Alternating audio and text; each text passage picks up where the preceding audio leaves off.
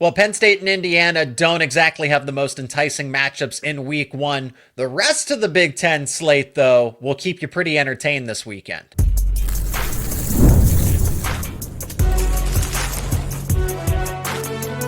You are Locked On College Crossover, part of the Locked On Podcast Network. Your team every day. That is right. It is a Locked On crossover, but it is a different kind of Locked On crossover where we're going to look across the Big Ten Conference here with the local perspective. My name is Zach Seyko. I'm the host of Locked On Nittany Lions, credentialed media member for both Penn State football and Penn State wrestling. He is Jacob Goins, your Indiana Hoosiers expert over at Locked On Hoosiers.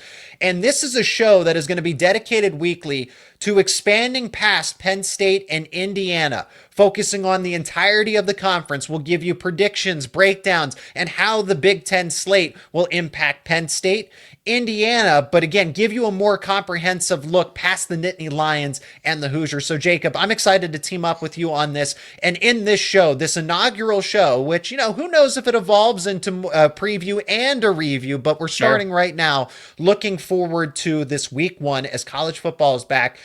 Ohio State and Texas. I mean, that's a potential national title matchup, but it's not only that one. This Big Ten slate is sneaky good. We are going to begin with the Penn State-Indiana matchups. Let us know your thoughts down in the comments section. Thank you to the everydayers for making us your first listen and watch every single day. Friendly reminder, be active in the comments. Let us know which matchups intrigue you the most. So we'll start with Penn State and Indiana and immediately pivot to Ohio State and Texas before looking across the slate and then making some general Big Ten predictions, what to know about the conference this season. So Jacob, for the sake of the conversation, since it is more of a Big Ten perspective, there isn't much that I really can offer as this super analysis for Penn State and Nevada. This is a 44-45 point spread for a reason. Come on, Seyko. I thought you were better than that, man. I thought you had the triple option backup quarterback, third string running back. You had the walk-on safety memorized in your brain by this point for who Nevada's bringing to Happy Valley. I thought you had that. I already have an episode devoted to that. So that's, and so much leading up to it from the Penn State perspective, but this one should be over fairly quickly. Penn State will keep its starters in for longer than maybe people would expect, but they're still, because they want to build that chemistry, the rapport. Just know that there is no possibility of an upset. I'm confident that Penn State covers the spread and the total goes over. My final score prediction is 63-7, just to put it right there wide out in the open. Sure. Because Nevada just has so much 60 new players within this program. That's what you need to know about this game. Penn State's returning most of the offense. You make the additions, the upgrades with the wide receiver spot in the transfer portal. You upgrade defense with Jim Knowles. That's really kind of all you need to know if you're looking for a general overview for Penn State. Jacob, the lowdown on Indiana, because same thing, the out-of-conference schedule is pretty easy for the Hoosiers. Yeah, I mean, both of our teams, we've talked about this in a earlier crossover. We're in the exact same situation. The first 3 games of the year, our teams will be heavily favored in their non-conference slate, and then you hit the Big Ten schedule hard. And while it's exciting to know that you're going to start 3-0 and you're going to get a bunch of guys out there and a bunch of dudes in the rotation, and you really do get to figure out, okay, what's your true two deep? Who is that third string safety? What do you have in case of emergency? It's fun to figure those things out, and those are big recruiting weekends for our two schools.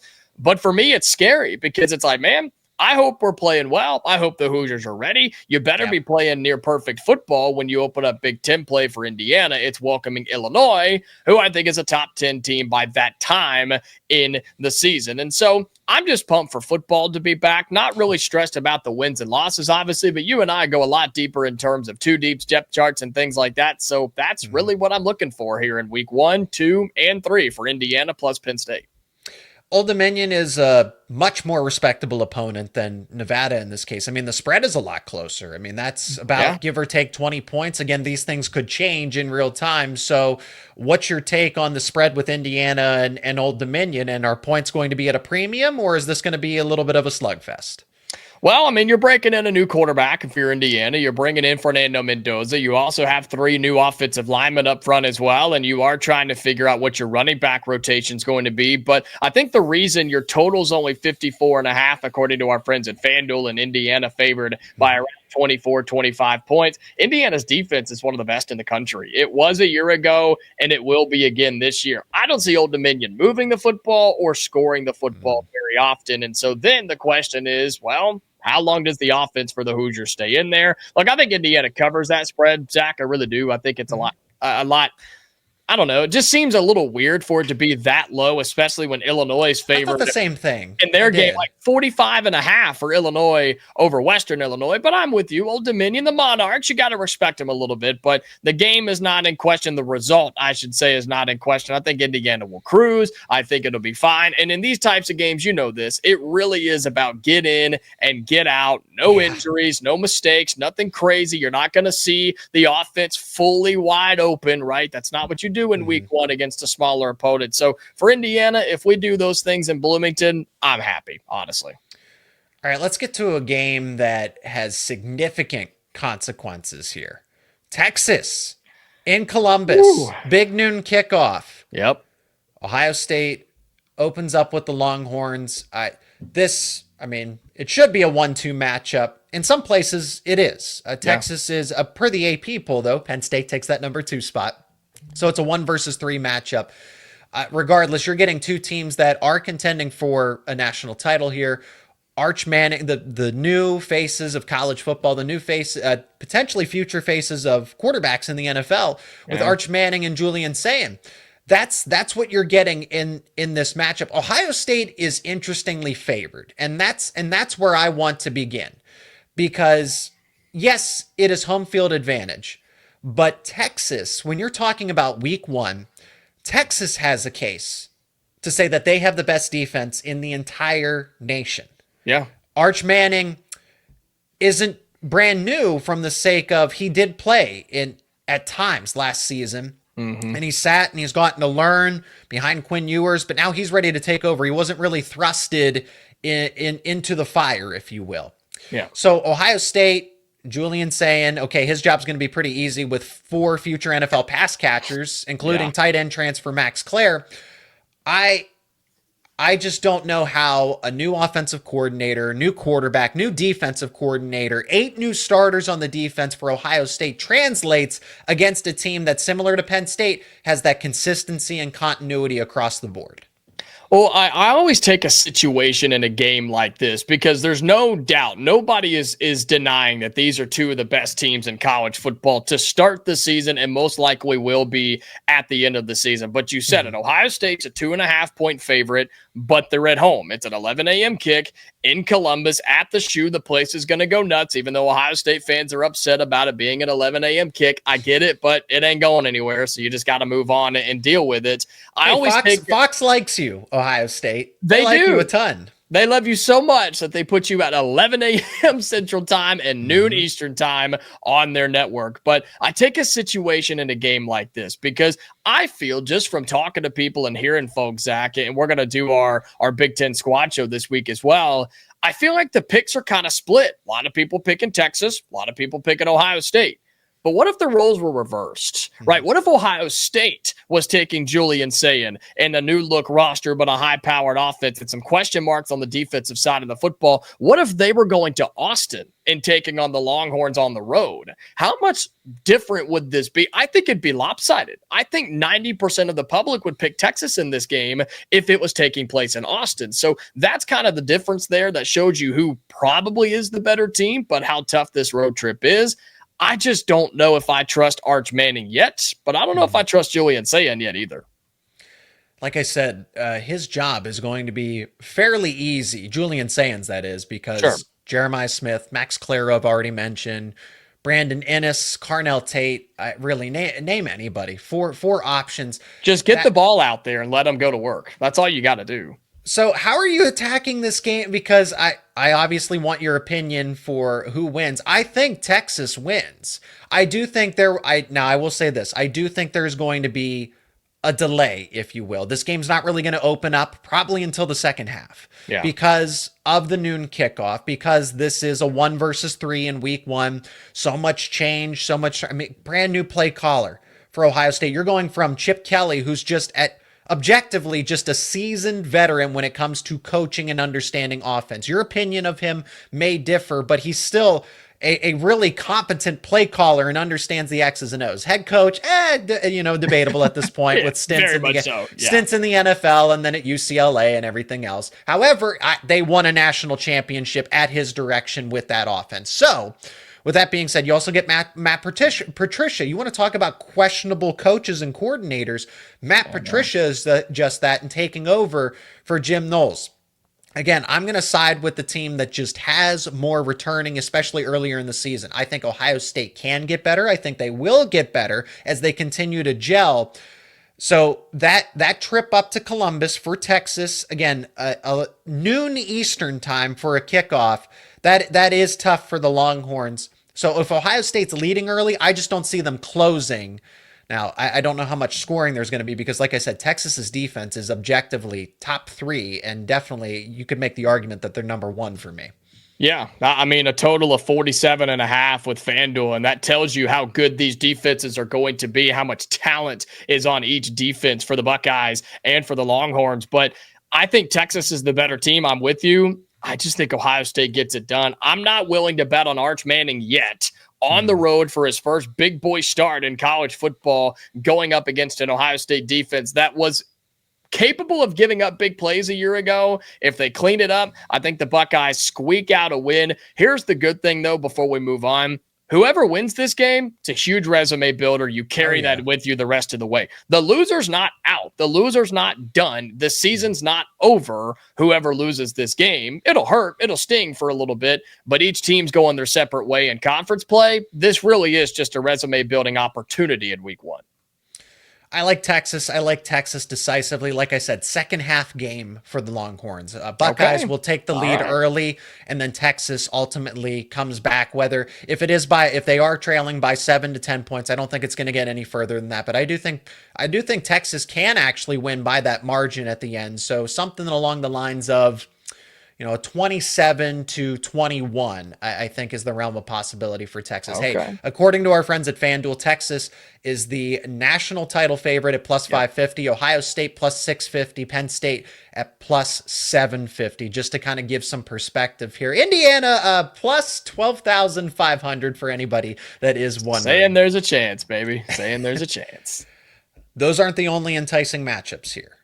There are plenty across this Big Ten slate. So we're going to talk about some other matchups that stand out to us, why you should be entertained by them, and then get that bigger picture for how the Big Ten Conference will play out this upcoming season. That is coming up next here on this Locked On Crossover. And today's episode is brought to you by Upside. Hey, Big Ten fans, are you still paying full price for gas? Well, stop leaving money behind. Get real cash back every time you fill up with the free Upside app. Simply download the free Upside app in the App Store or Google Play right now and start earning cash at the pump today.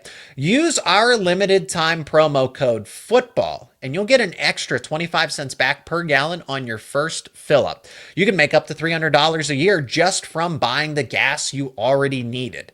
At first, I thought this was too good to be true, but it is totally legit. Real people are getting paid just to make their daily commutes, and you can too. Plus, you can cash out anytime to your bank account, PayPal, or an e-gift card for Amazon and other brands. Don't let this offer drive on by. Download the free Upside app now using our limited time promo code FOOTBALL for that limited time 25 cent per gallon bonus. That's promo code FOOTBALL. Offers vary by user and location. Go to upside.com for terms and conditions. And this episode is also brought to you by Supply House. When the opening whistle blows on a new repair, get your crew moving forward with Supply House. Order today and see parts on your doorstep tomorrow. Over 280,000 plumbing, HVAC, and electrical items from the most trusted brands in the business are available through Supply House. The real-time inventory and honest lead times keep you from punting on projects, while their industry-leading customer service always has your blind side covered. Do you need parts fast for a project? Well, Supply House has next-day delivery. Talk about a game changer. The Part Finder tools and 3D schematics can save you hours on jobs where every detail matters, and their Trademaster perks, like priority shipping, dedicated support, make the whole process smoother. You can join that free Trademaster program today and score serious perks like priority shipping, lower prices, and a dedicated support line. Visit supplyhouse.com to sign up for free and use promo code SHCollege5 for 5% off your first order. That's supplyhouse.com. Real people, real service. And before we get back to the podcast, we have an important request. Locked On wants to hear from you. We put together a survey to learn more about our listeners and make your favorite podcast even better. This is your chance to tell us what you like, what you don't. Answer questions about our advertising. Go to lockedonpodcasts.com/survey to get started. And everyone who completes a survey will be entered in for a chance to win one of 10 $100 Amazon gift cards. Again, that's lockedonpodcasts.com/survey. You can also find the link in the show notes down below. Thanks so much for helping us out. We continue with a Locked On crossover of Nittany Lions and Hoosiers as we are kind of just looking around the Big Ten, getting you ready for week 1 of the college football season. It's crazy that it's here. It flew right by, did the summer, and we are so pumped that it's back. And while our two teams, Zach, are not maybe playing the highest of quality opponent, and outside of Texas and Ohio State as well, some sneaky good games on this week 1 slate that runs Thursday, right? Runs Thursday all the way through late on Saturday night. There are 2 teams this week in the Big Ten, Mr. Seyko, that are underdogs out of this conference. If you hadn't already looked at them, would you have guessed that Northwestern is an underdog on the road against Tulane, and then UCLA is an underdog against the Utah Utes? You know what? Yes. I mean, I don't think this Northwestern team is that good, and Tulane just kind of continues to prove itself at least a respectable team in that group of 6, right? So it should not shock anybody that Tulane would be favored against Northwestern, should be expected to beat Northwestern. Yeah. That would be my pick. Now, again, it's not crazy to think that Northwestern wins this game. They are a Big Ten caliber team, so they need to play like it too to kind of carry the torch of the conference. And Jacob, just as the Big Ten Conference founders intended, 11 p.m. kickoffs for UCLA and Washington. Gross. I'm interested. Now, it's great because if you like to stay up late, you still get you get decent football, at least to start here. So UCLA, Nico Iamaleava against a Utah team that needs to bounce back. I do genuinely have interest for some of these games. Wisconsin versus Miami of Ohio, because I'm not too high on Wisconsin going into this season. I'm not either. I mean, Luke Fickell is, from the outsider perspective, is on the hot seat. Maybe Wisconsin thinks differently. This is give or take a 17-point spread. I like Miami of Ohio. They play a lot of ugly football. So if you're kind of looking for that sicko game of the week, whether it's Big Ten or somewhere else, Wisconsin, Miami of Ohio is the one that you should have circled. But Jacob, you've named a few good games already as it is. But Oregon plays Montana State. Iowa plays Albany. Those Michigan and New Mexico. If you want to watch Bryce Underwood and see how he does in week 1, so there are intriguing storylines. Regardless, even if these spreads are monumental, and you can pretty much predict what's going to happen here. You mentioned Bryce Underwood at Michigan. Let's go down that road for just a second, Sure. Because everybody sounded, and when this news was announced earlier in the week, or maybe even late last week, it was breaking news. Bryce Underwood's the starting quarterback in Ann Arbor. And it's like, what did you expect? They paid the guy $100 million, not really, but a lot of millions of dollars to go play and be the starting quarterback. Now, I believe I read he's the first true freshman starting quarterback in Ann Arbor since 2009. So it isn't a popular thing. But this was always going to be the case for the Michigan Wolverines, and what is a weird, awkward year for them now with the sanctions or the rules or the punishments or whatever the heck happened to him. But there's a lot of expectations on him up there in Michigan. I mean, as they should be. That's kind of the territory. They made the investment to be able to get him away from LSU. He's from Michigan, so I don't blame the Wolverines in an era where you can leverage NIL to go and do that. So they made the right decision for the program, even if it costs a little more money to do so. Yeah. But that's why you do it. Everything kind of lined up. You don't have a clear returning quarterback. You make some additions through the transfer portal as insurance. I mean, they picked up two notable transfer quarterbacks in Mikey Keene and Jake Garcia, and I kind of took that as, well, maybe Bryce Underwood's not going to be ready. So for the Michigan hopeful, for the Michigan faithful, we're not going to see eye to eye on a lot of things, but I do like the idea of, I don't see Michigan as a true title contender. Some people might have them as a dark horse contender here. Getting Bryce Underwood to play sooner rather than later is the right move, because same thing I would have said with Dylan Raiola in Nebraska. And that's going to be an intriguing week one matchup. That's a closer spread with Cincinnati. So maybe we go to that game next, but I will be watching the Underwood storylines because I want to see how he progresses, and I would not be surprised if he struggles early on in terms of the first half of the season.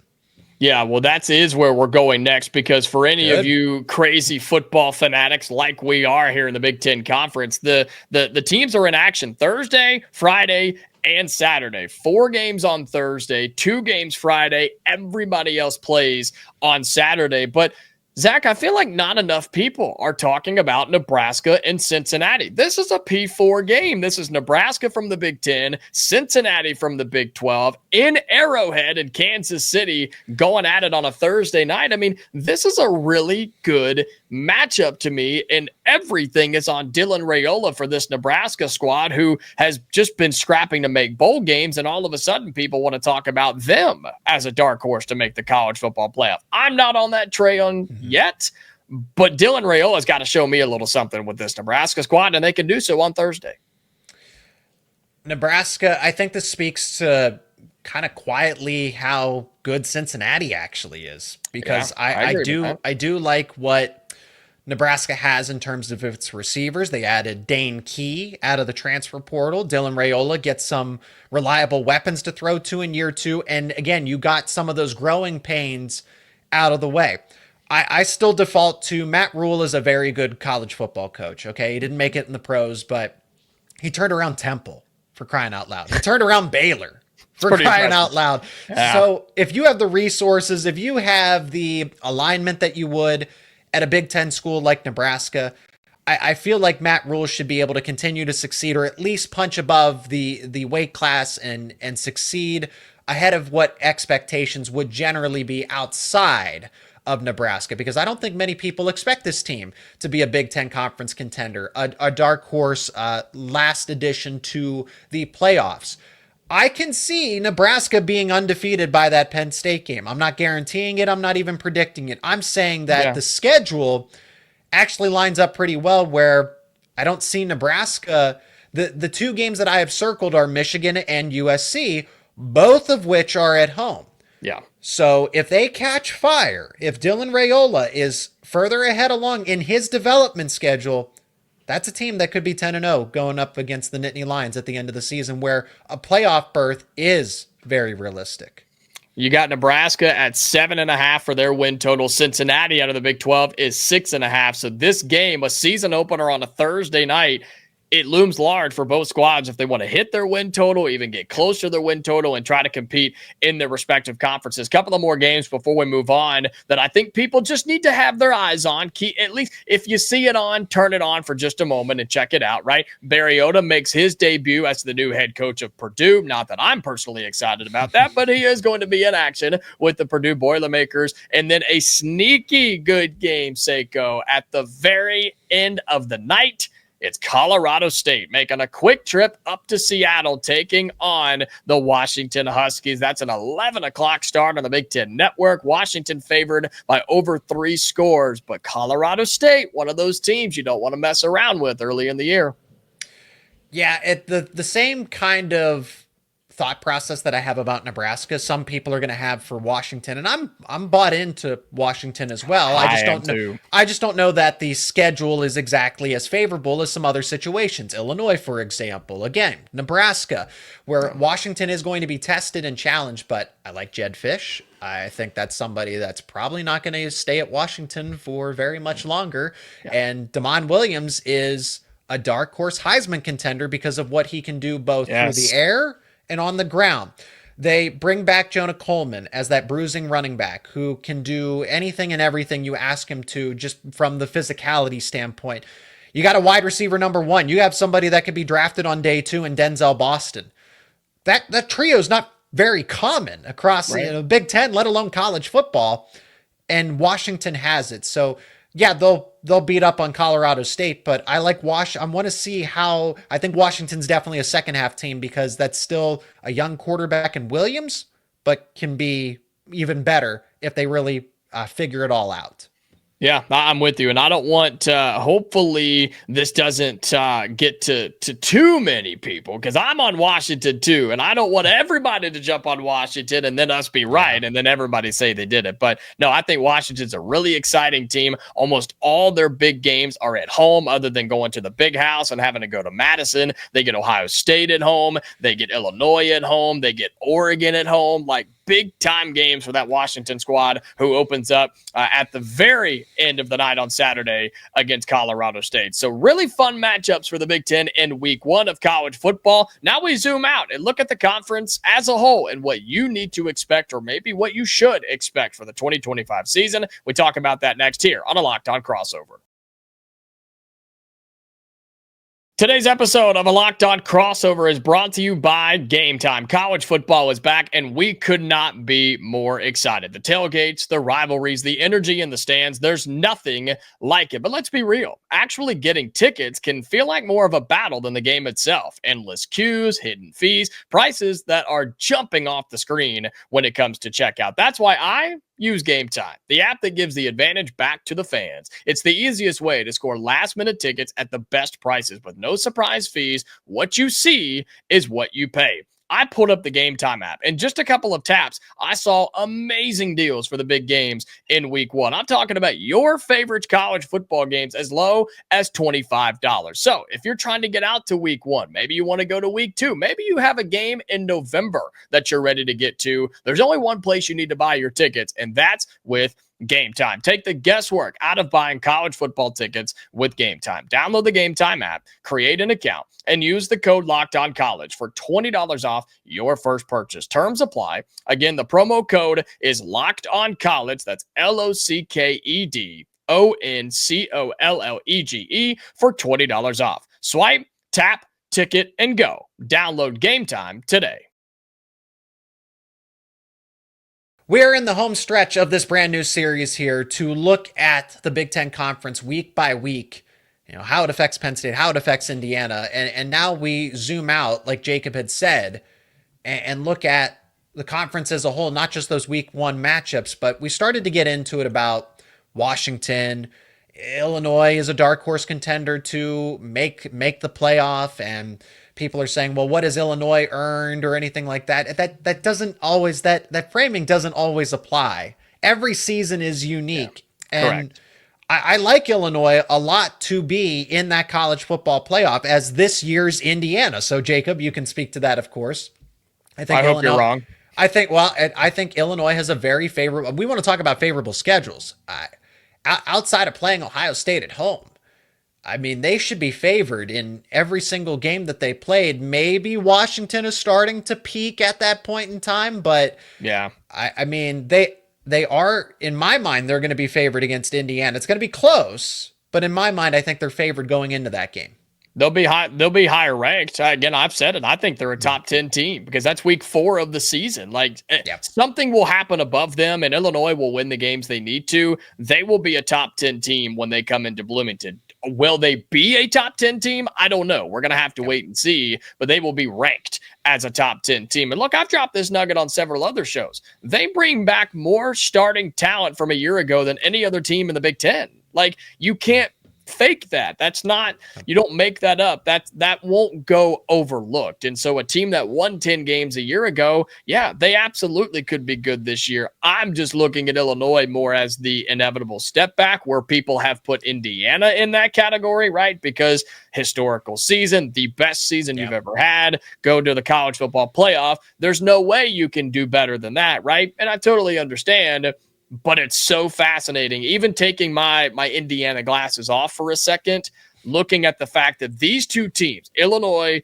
and Indiana, who are both looped in a dark horse playoff conversation, they open up the Big Ten season with one another. It's incredible that we get a type of game like this. And I'm thankful it's in Bloomington. Winner of this game controls their destiny the rest of the way. Now, that's an excellent point here. And so let's actually start to definitively define what this Big Ten conference could look like this season. Yeah. And Jacob, I hope you're ready for it on the spot. Yep, Top 5 teams in the Big Ten. Maybe you can put them in order. You don't have to, but when you hear top 5 teams in the Big Ten, which gives, it's an honest instant reaction here. When I think of it, I can say Penn State, Ohio State, and Oregon easily. It's those final 2 teams where it could be Illinois, it could be Indiana, USC, Michigan. I think those are maybe even in Iowa, Illinois. So I would say that after those 3, for me, Illinois would be that 4th team. And then I think it's kind of just a cluster. USC, Michigan, Nebraska, Iowa. I would honestly kind of lean USC. I don't know that a lot of people are talking about them enough outside of the state of California.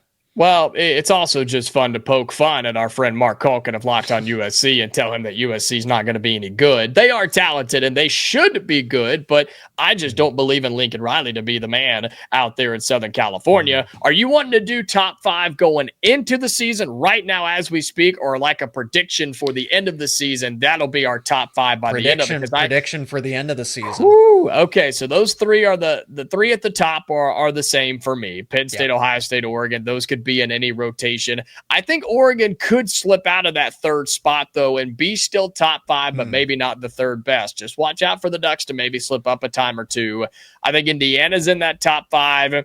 And I think Michigan's on the outside looking in because Washington will be a top 5 team in the Big Ten, because we were just talking about them being a playoff dark horse, or at least I was anyway. And I think they are. I think Damon Williams is the dude. I think he's the answer. I think Washington is going to be such a fun team to watch this year. Give me the Huskies to be the 5th best team in the Big Ten. I think Michigan's right outside of there. I do think USC is up there. Illinois, Iowa could make some noise as well.